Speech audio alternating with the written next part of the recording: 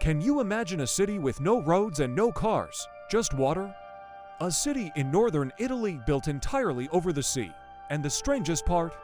It's been standing for over 1,000 years on wooden foundations. How is that even possible? Just look at what's passing right in front of our house. They built these foundations underwater a millennium ago after fleeing the mainland when the Roman Empire fell. An entire city built over the sea, using ingenious engineering that still holds strong today. It's become one of the most famous cities in the world. This is Venice, the queen of the Adriatic Sea.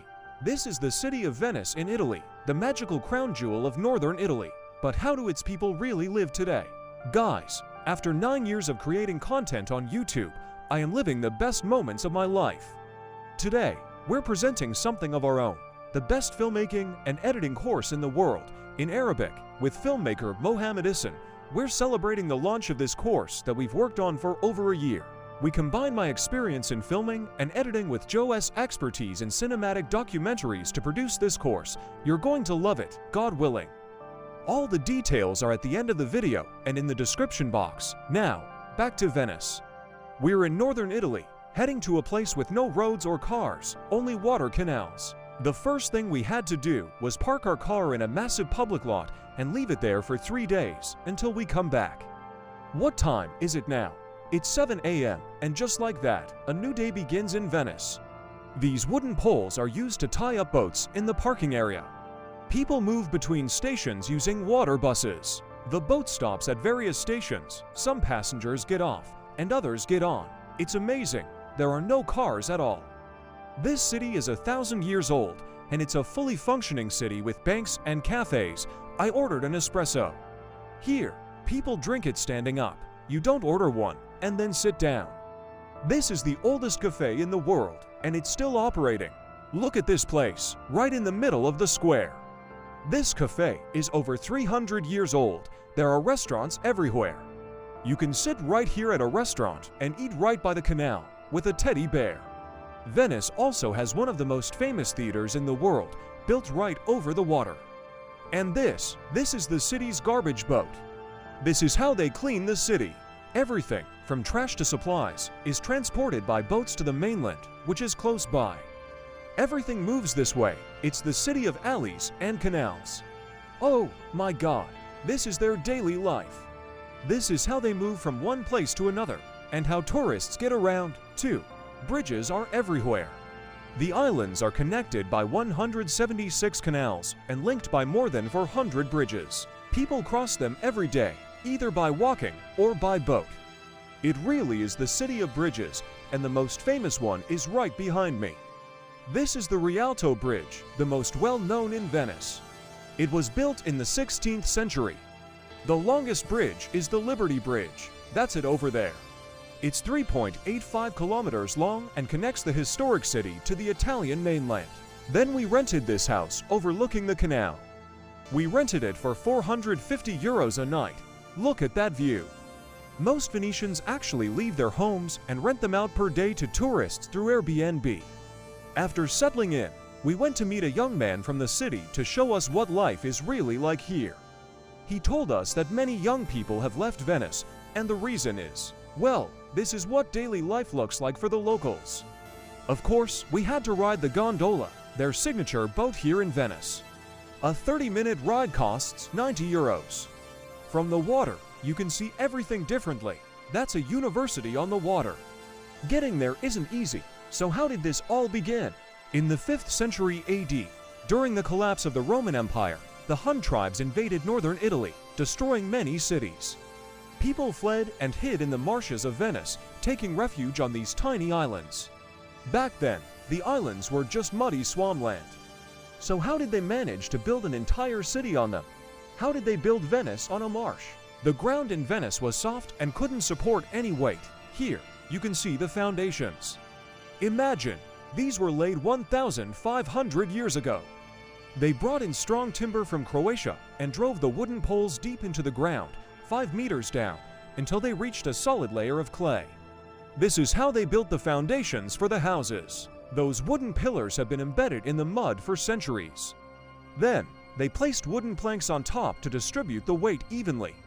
On top of that, They constructed the base using Istrian stone, a special type of water-resistant rock. If the foundation is built properly, the structure can last for many, many years. The secret is that the wood remained submerged in water and was never exposed to air.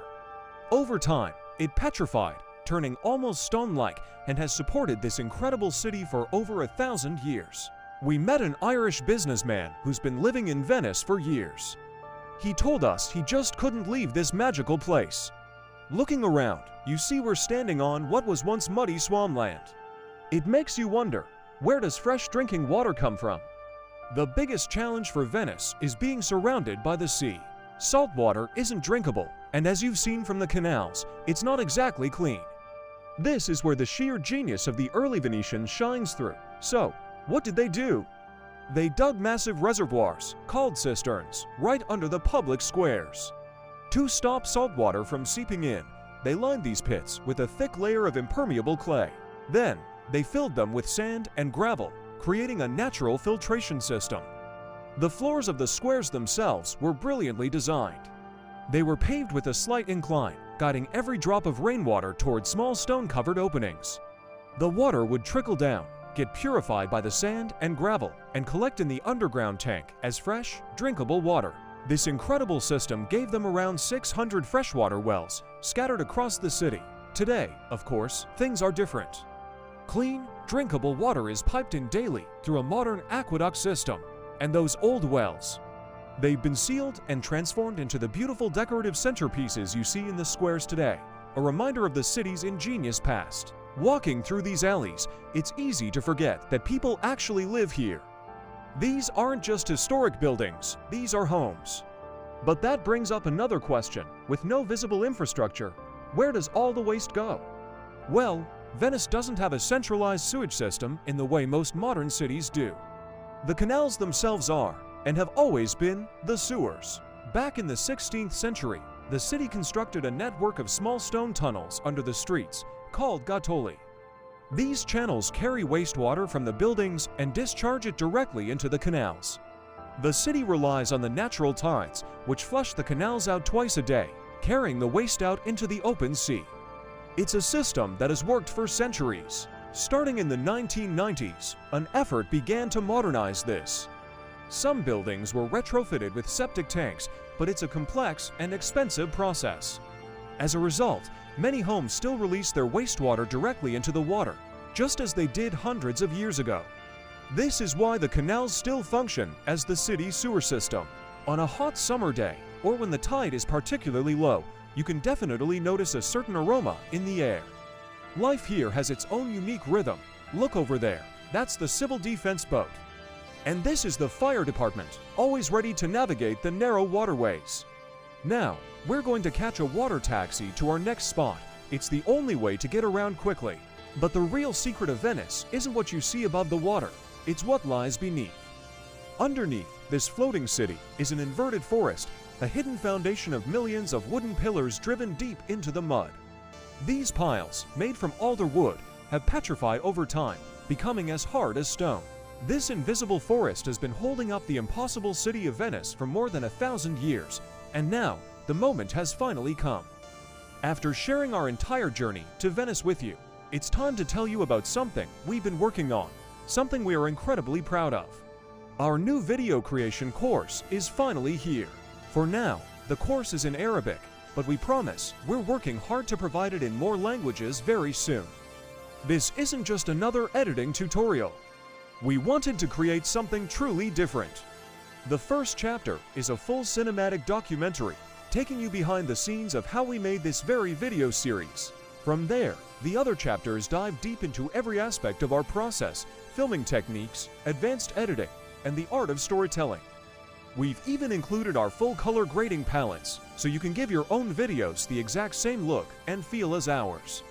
You'll also get the largest sound library we've ever assembled, packed with sound effects you can use in your projects. We break down all the equipment we use, from cameras and lenses to microphones, and provide our personal recommendation lists for gear at every budget. But maybe the most exciting part is the community. We've built a private, exclusive community just for course members. It's a place for creators like us to connect, share ideas, and grow together. And trust me, there are some big surprises planned for this group. Thank you. Thank you for all of your support along this journey. The dream has finally come true. Everything you need to know is in the description box below.